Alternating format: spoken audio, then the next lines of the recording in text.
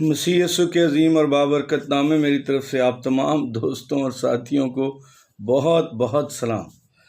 آج صبح کے لیے تیموتھیوس کا پہلا خط اور اس کا پہلا باب اور اس کی 12ویں آیت میں لکھا ہے، اور اس نے دیانت دار سمجھ کر اپنی خدمت کے لیے ہمیں مقرر کیا یا مجھے مقرر کیا۔ خدا کی جو خدمت ہے، بنیادی طور پر تو خدا کو کسی کی خدمت کی ضرورت نہیں ہے، کیونکہ خدا تو کسی کا محتاج ہی نہیں ہے، اس لیے وہ ہماری خدمت کا محتاج نہیں ہے۔ ہم اس کے کام میں مددگار ہیں، اور ہمیں جو کام اس نے اپنے ذمہ داریاں اپنے کام میں دی ہیں، اس میں دیانت دار ہونا ہمارے لیے بہت ضروری۔ اس نے تو دیانت دار ہی سمجھ کر ہمیں یہ خدمت دی ہے۔ کلام مقدس میں تیموتھیوس کو جب کہا گیا پولس رسول کی طرف سے کہ جب تو دوسرے لوگوں کو مقرر کرے تو کیسے لوگوں کو مقرر کرنا، دوسرا تیموتھیوس میں لکھا ہے ایسے دیانت دار آدمیوں کے سپرد کر جو اوروں کو بھی سکھانے کے قابل ہوں۔ یعنی دیانت بنیادی نقطہ ہے خدمت میں۔ آج ہم دوسرے لوگوں کو دیکھ رہے ہیں، میں کسی پر سوال نہیں اٹھا رہا، اس میں بے تحاشا بد دیانت لوگ آ گئے، ہر ایک چیز میں بد دیانتی کر رہے۔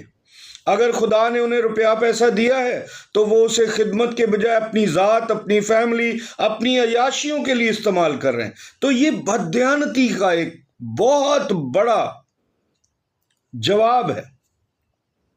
اب کوئی ضرورت نہیں ہے کہ آپ کسی کے لیے کوئی فائل بنائیں، کوئی لیٹرز لکھیں، یا اس کے لیے FBR سے کوئی اس کی ڈیٹیل لائیں، یا آپ کسی گورنمنٹ کے کسی ادارے سے ڈیٹیل لیں کہ اس نے کون سے پیسے کہاں کہاں خرچ کیے ہیں۔ کلام مقدس میں لکھا ہے کہ تم ان کے پھلوں سے ان کو پہچان لو۔